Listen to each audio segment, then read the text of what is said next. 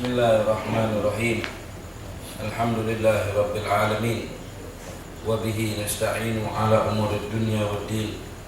Allahumma salli wa sallim ala sayyidina Muhammadin wa ala ali sayyidina Muhammad.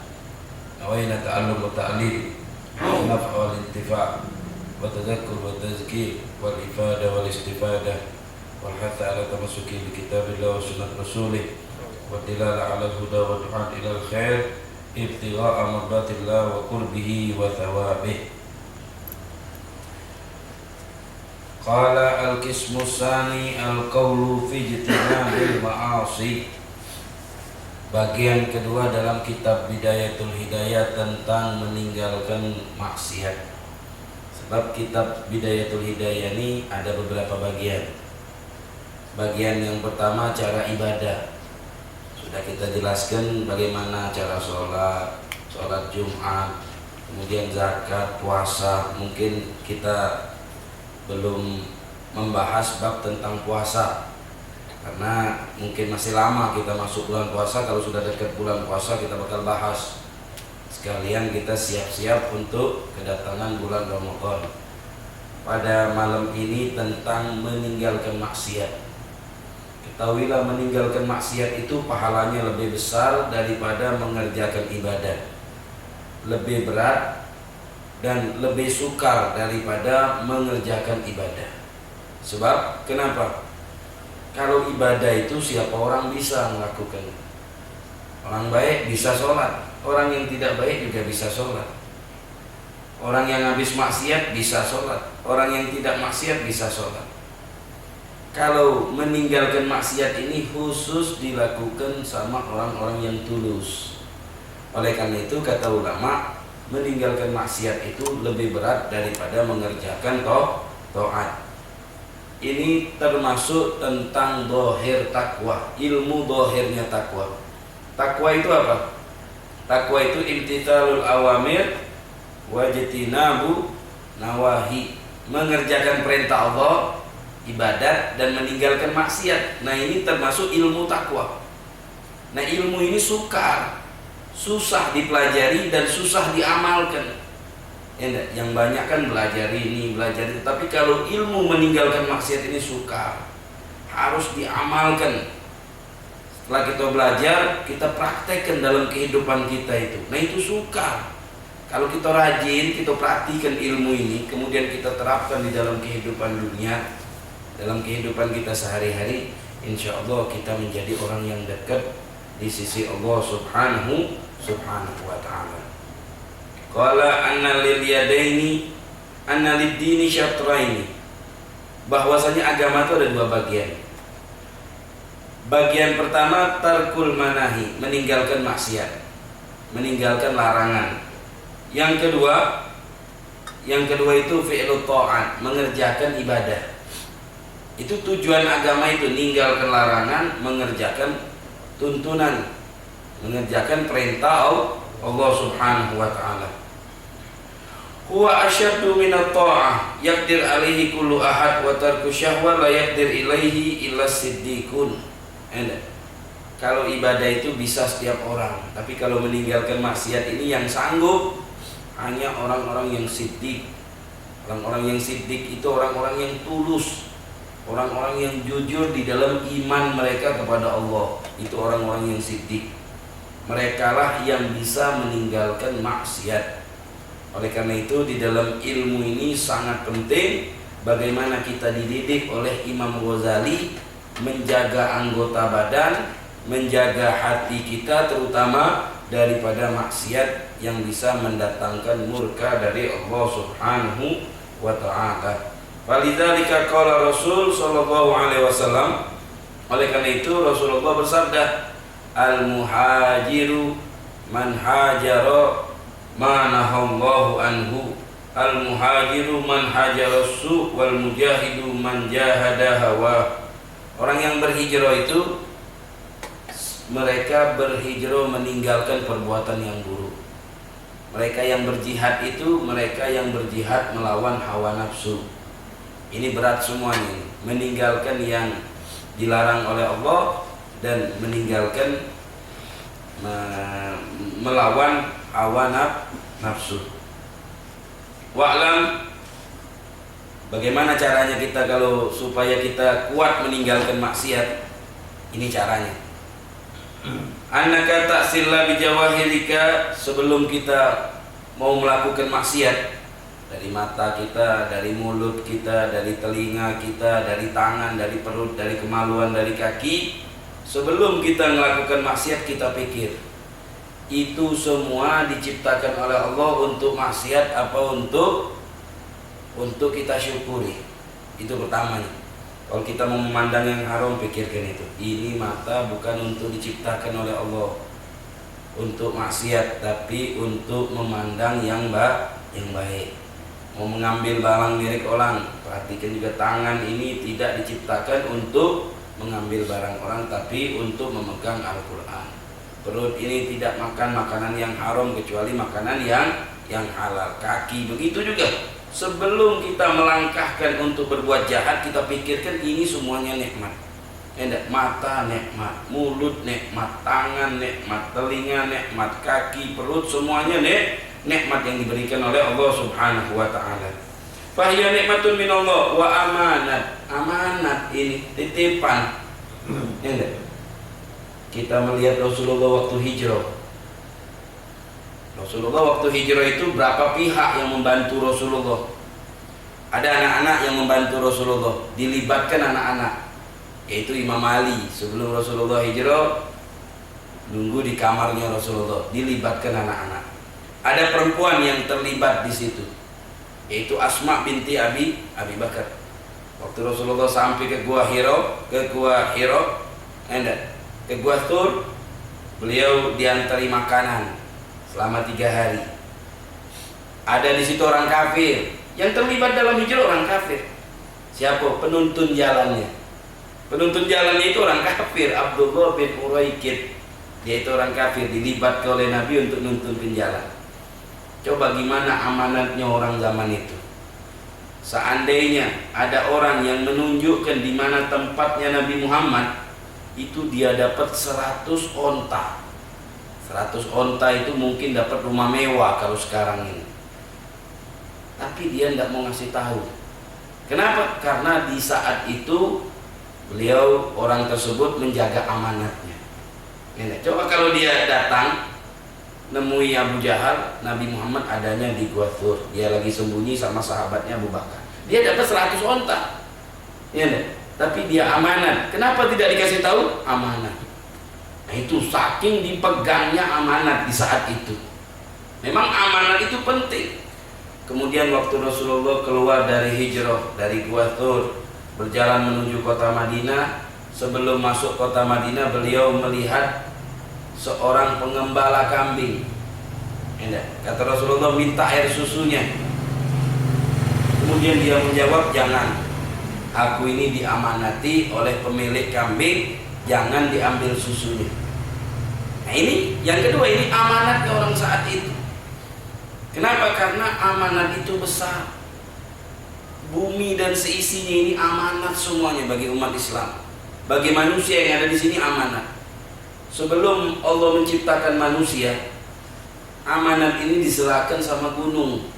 Wahai gunung, ini ada bumi, di situ ada kehidupan, kau tinggal di bumi dan kau rawat ini bumi sebagai amanat. Kata gunung, saya tidak sanggup. Fa'abaina an yahmilnaha wa ashfaqna minha wa hamalahal insan. Akhirnya yang menyanggupi amanah ini siapa? Insan, manusia. Kita-kita ini yang menyanggupi untuk memakmurkan bumi. Kata Allah, wa kanal insanu dzaluma. Manusia itu zalim, tidak memegang amanah. Oleh karena itu di zaman Nabi Musa atau di zaman Nabi sebelum Nabi Muhammad itu ada rantai. Ada rantai dari langit. Siapa yang tidak jujur, dia bersumpah di hadapan rantai tersebut, kemudian dia menyentuh dan memegang rantai, dia tidak bakalan sampai karena dia tidak jujur. Kalau dia jujur, dia memegang rantai itu, dia tersampai dan bersumpah di hadapan rantai itu, dia jujur. Dia bakal berpegang dengan rantai. Akhirnya ada yang namanya tipu muslihat. ada seorang kaya raya, dia punya banyak harta, dia pengen berangkat keluar kota. Akhirnya dia mau menitipkan mutiara sama sahabatnya, dititipkan mutiara, tinggal dipegang oleh sahabatnya dengan amanah. Kemudian dia berangkat keluar kota. Setelah dia berangkat keluar kota, setelah dia pulang, ditanya, ini mutiara di mana? Temannya tadi itu dia mengatakan, kalau saya kembalikan ini mutiara saya bodoh, karena ini barang yang mahal, saya akan ambil ini. Tapi kalau dia ngajak sumpah di hadapan rantai, saya malu di hadapan manusia. Bagaimana katanya? Tipu muslihat. Diambilnya mutiara, dimasukkan di dalam tongkat. Tongkat dibuka, dilobangin, dimasukkan mutiara. Kemudian ditutup lagi dengan tongkat. Jadi dia megang tongkat dan adalah mutiara itu di dalam tongkat. Akhirnya mutiara itu sudah saya kembalikan, katanya. Kapan dikembalikan? Saya baru pulang dan saya belum menerima mutiara yang saya titipkan. Sudah, kalau begitu kita bersumpah di hadapan rantai. Diajaknya ke tempat rantai. Dia mengatakan, demi Allah saya bersumpah bahwasanya sebelum itu dia ngasihkan dulu tongkat, kasihkannya tongkat. Padahal yang dia kasihkan apa? Tongkat. Di dalam tongkat itu ada mutiara. Dia bersumpah, demi Allah saya sudah menyerahkan mutiara. Dia megang, dapat. Kemudian diserahkan lagi tongkatnya kepada pemiliknya. Dia mengatakan, demi Allah saya belum memegang mutiara. Dipegangnya lagi, dapat lagi. Bingung, siapa yang jujur? Kenapa? Karena tidak ada amanah. Akhirnya ditarik oleh Allah rantai tersebut. Sampai saat ini tidak ada yang namanya rantai kejujuran. Nah, jadi oleh karena itu amanah itu sangatlah besar. Jangan sekali-sekali kita meremehkan amanah, terutama amanah yang dari Allah Subhanahu wa ta'ala. Jadi anggota badan kita dari atas rambut sampai ke ujung kuku kaki, semuanya itu amanah yang diserahkan oleh Allah kepada kita untuk kita pergunakan sebaik-baik mungkin. Mata gunakan sebaik-baik mungkin, amanah. Artinya amanah itu titipan dan ada pertanggungjawaban, itu amanah. Kalau mata kita gunakan, tanggung jawab. Kalau mulut kita gunakan yang tidak benar, tanggung jawab. Kalau tangan kita tidak gunakan benar, itu tanggung jawab. Itu amanah, itu resikonya tanggung jawabnya. Nah, itu namanya amanah, bukan titipan. Kalau mata rusak, tidak ditanya oleh Allah, itu namanya titipan, anugerah, pemberian seserah kita. Tapi ini amanah, pemberian dari Allah, dan suatu saat bakal ditanya tentang amanah tersebut. Fasti'anatuka bi ni'matillah, kalau kau gunakan maksiat, berarti kau gunakan maksiat tersebut untuk melanggar hukum Allah. Mata yang memberi siapa? Allah. Nikmat dari Allah untuk kita. Tahu-tahu kita gunakan untuk maksiat, berarti orang sudah baik dibalas dengan kejahatan. Bahasa peribahasanya apa dia? Air susu dibalas dengan air tuba. Kata pepatah bahasa Arab, jaza usinimar. Apa jaza usinimar? Balasan terhadap si sinimar. Sinimar itu nama arsitek. Sinimar itu nama arsitek. Dia ini tadi dipanggil oleh raja. Wahai Sinimar, bangunkan aku istana yang tidak pernah ada di dunia ini, istana semegah itu.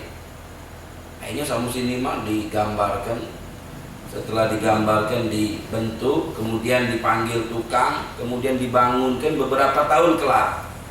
Setelah kelar dengan istana yang megah, yang mewah, yang bagus, raja tadi memanggil, wahai Sinimar, adakah istana di dunia seperti ini? Sinimar tadi mengatakan, tidak ada, ini istana yang paling bagus. Sudah, diajak Sinimar jalan-jalan, ini raja melihat istana yang sudah megah. Setelah istana ini kelar, di tengah jalan baru naik tingkat ke atas, si raja ini terlintas. Kalau Sinimar ini hidup, nanti Sinimar bahkan bangun istana-istana yang lebih megah. Mulai tipu muslihat raja ini muncul. Diajak naik ke tempat yang paling tinggi, dari atas didorongkan, jatuh mati. Ada orang yang sudah bangunkan gedung istana yang mewah, atau dibunuhnya. Akhirnya jadi peribahasa jazaa'us sinimat. Ya, nikmat yang sudah diberikan oleh Allah, tahu kita balas jahat. Ada pepatah bahasa Arab, samin kalbak yakulak. Gemukkan anjingmu, niscaya kalau dia gemuk dia gigit kamu. Nah itu, kita sudah diberikan oleh Allah nikmat, tahu-tahu nikmat tersebut kita gunakan untuk maksiat kepada Allah, berarti kita kufur nikmat. Oleh karena itu jangan sampai kita kufur nikmat, kita jago anggota badan kita. Seandainya itu sudah terjadi, kita cepat-cepat minta ampun kepada Allah Subhanahu wa ta'ala. Wahyanatuka fil amanah istauda'akallahu ghayatat tughyan. Kalau kau hianati nikmat yang sudah diberikan, dititipkan oleh Allah, berarti itu durhaka yang sangat keji. Jadi kalau kita melakukan maksiat dengan anggota badan, berarti kita itu durhaka sama Allah. Belum melanggar Allah, belum.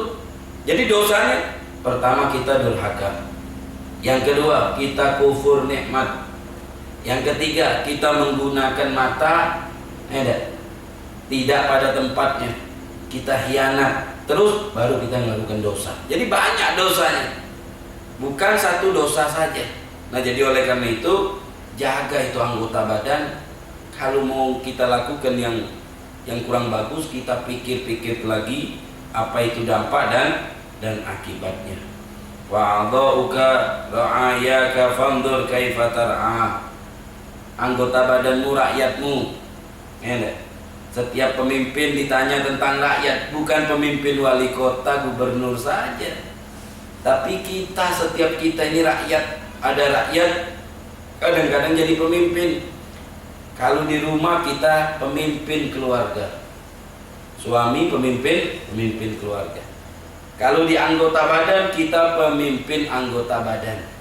Kita sebagai pemimpin nanti ditanya, dulu waktu di dunia kau pemimpin anggota badan, gimana matamu, gimana tanganmu, gimana kakimu, gimana perutmu, gimana kemaluanmu, gimana kakimu, gimana mulutmu, gimana telingamu, gimana, semuanya itu bakal ditanya oleh Allah Subhanahu wa ta'ala. Kalau kamu pemimpin rumah tangga bakal ditanya 2 kali pertanyaannya, gimana anakmu, gimana istrimu, gimana keluargamu, sholat, atau itu bakal ditanya. Kalau kita gubernur ditanya lagi, selain ditanya anggota badan, ditanya keluarganya, ditanya juga bagaimana rakyatnya. Kalau kita presiden ditanya lebih banyak lagi. Jadi kalau menurut logika, kalau kita menjadi pemimpin justru nambahi beban di hari kiamat. Nambahi beban. Yang ini aja sudah tidak sanggup kita merawat. Mata kita tidak sanggup. Mulut kita tidak sanggup. Ini tidak sanggup. Itu tidak sanggup. Tahu-tahu kita mau nyalonkan jadi ini, nyalonkan jadi itu, berarti nambahi beban. Nambahi beban. Kalau kita tambahi beban, lah susah lagi, tambah banyak lagi pertanyaan kita. Pertanyaan kita nanti di hari kiamat tambah banyak. Oleh karena itu, jaga itu anggota badan, jangan sampai kita gunakan untuk melanggar hukum Allah Subhanahu wa ta'ala. Wa kullukum mas'ulun an ra'iyatihi. Di antara kamu itu semuanya ditanya tentang rakyat kamu. Rakyat kita, rakyat kita, mata rakyat kita, mulut rakyat. Itu ditanya, mulut berapa kali kau ngomong yang tidak benar, mata berapa kali kau. Itu ada hukuman dari Allah Subhanahu wa ta'ala. Wa'lam jami'a a'dha'ika wa'lam anna jami'a a'dha'aka satashhad 'alaika fi arasatil qiyamah. Anggota badan ini bakal ngeluh nanti di hari kiamat. Mulut ditutup oleh Allah. Ya enggak? Yang ngomong tangan, aku berapa kali ngambil barang orang. Ya enggak? Dia bakal mengungkapkan di hadapan manusia banyak. Ya enggak? Kata ulama, jangan jadi tokoh sufi kalau kita masih di dalam hati kita malu untuk ditampak oleh orang lain. Kalau kita mau jadi orang sufi, orang yang bersih, orang pemimpin, buka isi hati kita, wadahi sebuah tempat, kemudian kita pamerkan di hadapan orang banyak. Kalau kita baik, kita tidak malu. Tapi kalau kita malu, berarti kita belum dinamakan orang sufi. Jadi jangan sampai nanti tangan kita yang berbicara, Dia menceritakan hal kita di dunia ini. Sebab yang kita lakukan di dunia ini masih ingat nanti di hari kiamat. Sebab disebutkan dalam sebuah hadis nanti di surga, kalau kita masuk surga, cerita-cerita penghuni surga itu cerita tentang dulu di dunia. Dulu kau di dunia pernah begini, dulu kau di dunia pernah begitu. Jadi kejadian-kejadian di surga ini di dunia ini masih ingat nanti di hari kiamat. Kayak kita majelis di sini dulu, kita di dunia majelis, ada tangga batu, ini itu majelis apa? Majelis baca kitab Bidayatul Hidayah, ustaz ngajari bab ini, bab itu masih ingat nanti di hari kiamat. Apalagi tangan. Tangan ini bakal cerita apa yang kita lakukan selama puluhan tahun kita hidup, tangan ini. Mulut kita ditutup oleh Allah, kaki kita ngomong.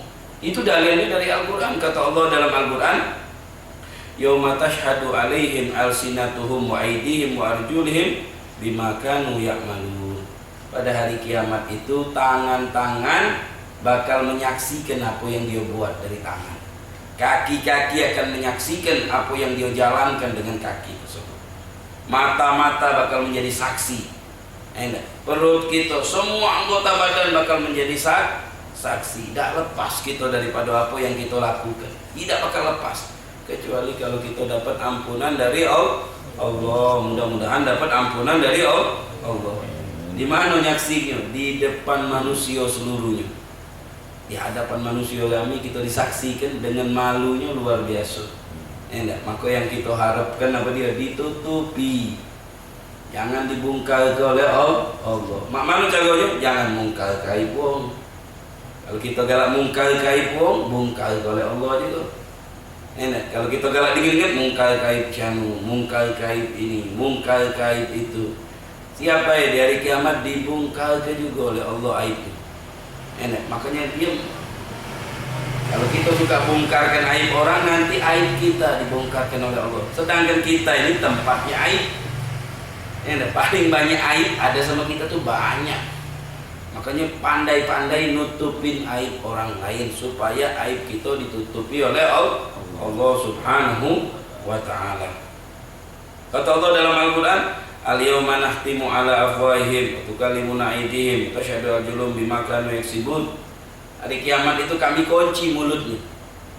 Mulutnya dikunci oleh Allah, tidak bisa ngomong mulut. Yang ngomong waktu ditanya oleh Allah, ya fulan, bagaimana kau menggunakan mata dan anggota badan? Mulut mau ngomong, tertutup langsung. Langsung tangan yang ngomong, aku digunakan untuk ini. Tangan belah sini aku digunakan, kaki ngomong. Mulut, perut, kemaluan, ngomong semuanya di mata Allah. Sedangkan mulut tadi dikunci oleh Allah. Kalau mulut ngomong kan dikendak kita. Tapi kalau anggota badan kita ngomong dewek, nah itu yang salah. Fa'fat ya miskin jami'u badanika minal maksiyah. Oleh karena itu orang yang butuh dikasihani. Miskin itu bukan artinya orang miskin baik. Jadi miskin itu artinya wong yang dibutuh kasihani. Orang yang dibutuh kasihani. Manusia ini kan miskin namun bukan miskin tidak punya duit, bukan. Maksudnya yang butuh dikasihani oleh Allah. Orang yang butuh dikasihani oleh Allah, ya kita dibutuh dikasihani, butuh dipandangi, butuh dimaafkan, butuh dibebaskan, butuh ditutupi. Nah itu kita miskin. Makanya kita tutup, jago jangan sampai anggota badan kita ini melakukan maksiat karena tidak menumbuhkan kecuali penyesalan. Fa inna khususan a'dha'u sab'ah, terutama anggota 7. Anggota 7 itu mata, telinga, mulut, tangan, perut, kemaluan, kaki. Itu anggota 7. Ya enggak? Anggota 7 itu jago. Mulut, mata, mulut, telinga, tangan, perut, kemaluan, kaki. 7. Itu namanya anggota yang 7. Itu yang perlu kita jago. Karena pintu neraka itu ada 7. Pintu neraka jahanam itu ada 7. Kalau kita gunakan satu-satunya nih, ya siap-siapnya masuk ke sini. Kalau kita jago sekuat tenaga kita, insya Allah kita diselamatkan oleh Allah Subhanahu wa ta'ala. Apa itu anggota yang 7? Al-ain wal udhun wal lisan wal batan wal farad wal yad wal rijl. Amal ain fa innaha khuliqat litahtadi biha fi dhulumat. Tujuan diciptakan mata itu supaya kau bisa berjalan di malam hari. Itu tujuannya. Wa tasta'in biha fil hajat. Kemudian kau bisa menyelesaikan hajat, mau majelis taklim, nyampe ke sini ada mata. Mau ini, mau itu, mau yang baik-baik dah. Wa tanzur biha ila ajaibil makhluqat, untuk melihat langit dengan mengagungkan Allah, nambah iman. Kalau kita pandang yang langit dengan yakin kepada Allah, tambah iman kita, insya Allah kita bakal dimuliakan oleh Allah. Wa ta'tabir biha minal ayat, ngambil pelajaran. Apa yang kita pandang, ngelihat laut, ambil pelajarannya. Ngelihat ini, ambil pelajarannya. Fahfad an arba, jaga dari mata itu 4 hal. Yang pertama, tandur ilal muharram, ngelihat yang haram. Itu berat. Ngelihat yang haram. Au ila suratin malihatin wala bi syahwatin nafsi, au tandur ila muslim bi ainil ihtiqar. Ngelihat dari yang haram sudah tahu, atau ngelihat wong lain dengan meremehkan. Biasa kan itu kan, si anu biasa itu.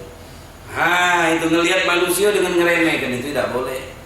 Itu termasuk kita kufur nikmat, ingkar nikmat kepada Allah, dan kita melakukan khianat dengan mata. Ngelihat manusia ngeremehkan. Enggak tengok wong, wong kecil itu. Nah, ini baru wong besar. Itu termasuk dosa. Tidak boleh kita ngelihat manusia dengan ngeremehkan. Tidak boleh. Au tatullu ila aibin muslim, atau nyari-nyari aib wong. Oh, si anu tuh ngapa itu? Anggota siapa itu? Oh, si anu. Tidak boleh itu. Tidak boleh kalau kita nyari-nyari aib wong. Si anu lagi ngapa? Ini. Tidak boleh, itu dilarang, termasuk dosanya mata. Amal udhun, kalau telinga.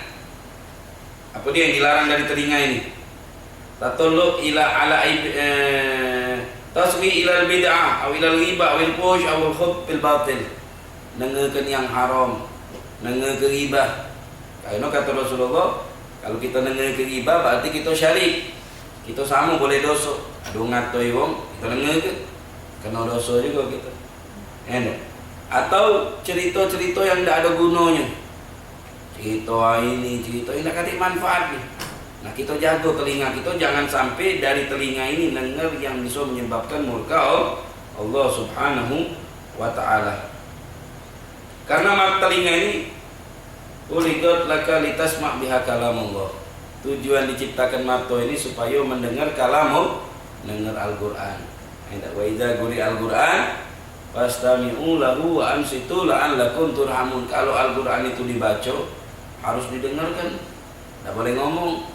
Nah, tujuan diciptakan di telinga itu dengar Al-Qur'an, dengar nasihat yang menggerakkan hati kita kepada Allah Subhanahu wa ta'ala.